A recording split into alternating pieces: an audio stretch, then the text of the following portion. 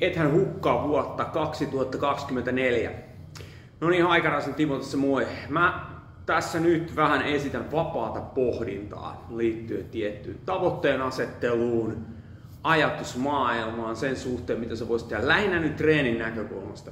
Mutta näitä ajatuksia voi soveltaa muihinkin tavoitteisiin elämän osa-alueella.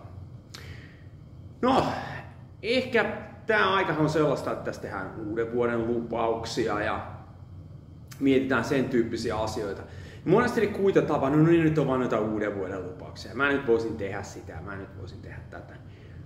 Aika usein unohtuu, ehkä sinulta, aika usein myös minulta, se asia, että ei näitä vuosia nyt kenelläkään meillä ole rajoittomasti olemassa. Ja se, että jos sulla on joku tietty unelma tai tavoite, vaikkapa hyvinvoinnin suhteen, terveyden suhteen tai muun tällaisen suhteen, niin mitä sä teet tänä vuonna sen? Elätkö sä elämäsi sen perusteella, että mitä esimerkiksi ulkopuoliset ihmiset odottaa sulta, tai jos ne olisi joskus sanonut sulle näin, että hei, no mitä sä nyt tuollaista jännitystä, treenausta teet, tai miten sä nyt noiden ruokien kanssa jännitetään, ota nyt pullaa tai jotain muuta vastaavaa. Vaikka tiedät, että se pulla ei tee siinä tilanteessa, ainakaan se ekstra pullo sulle hyvää. Tämmöiset ajatukset joskus kalvaa meitä. Sitten myös tämä meidän aika on vähän sellainen, että se ei ole ihan parasta mahdollisuutta sille, että me päästäisiin kohti meidän unelmia.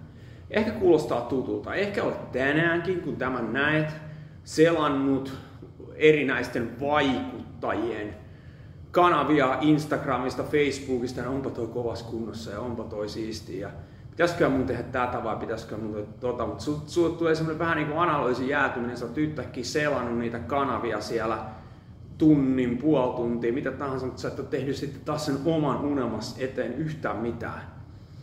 Tätä tapahtuu kaikille meistä, minullekin joskus.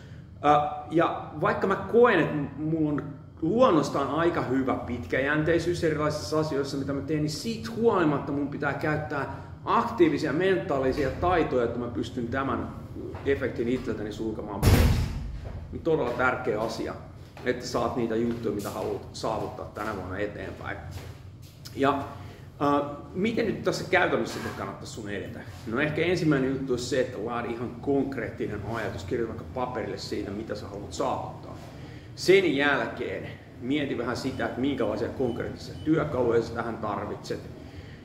Onko sulla semmoinen ohjelma, joka on oikeasti järkevä, mitä sä lähdet tekemään, jotta sä saavutat tavoitteen. Sitten mieti seuraavana sitä, että minkälaisia mahdollisia esteitä sulle saattaa tulla, mihin sun on aikaisemmin kosahtanut. Mieti jo valmiiksi, miten sä pystyisit nämä ongelmat välttämään. Jos sulla on pelkkä kysymysmerkki se, tai jos sä ajattelet, että mä vaan oon sellainen, että mulle käy niin, se ei ole totta.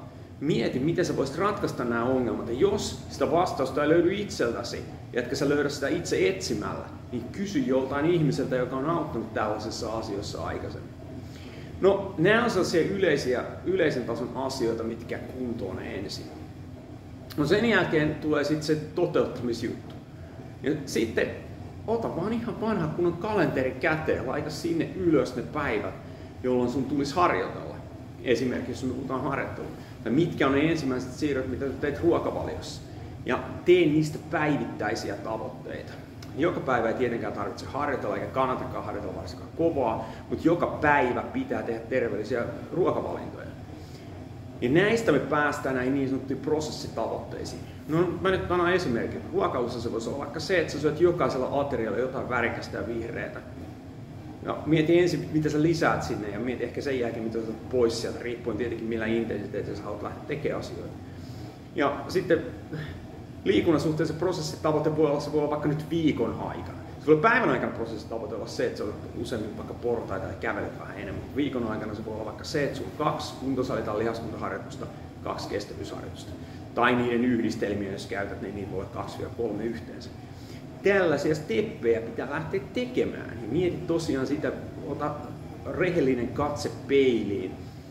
Elätkö sinä vaan sen unelmassa on siellä kaukana ja sä katselet vaan kun muut niitä toteuttaa ja tekee asioita ja vai teet sä ite niitä ja toivottavasti sä tekee ite niitä ja jos pystyy niissä auttaa muutamalla linkillä tsekkaa tuosta alta ja tee asioita tänä vuonna sen eteen, että pääset tavoitteisiin. Se on moro.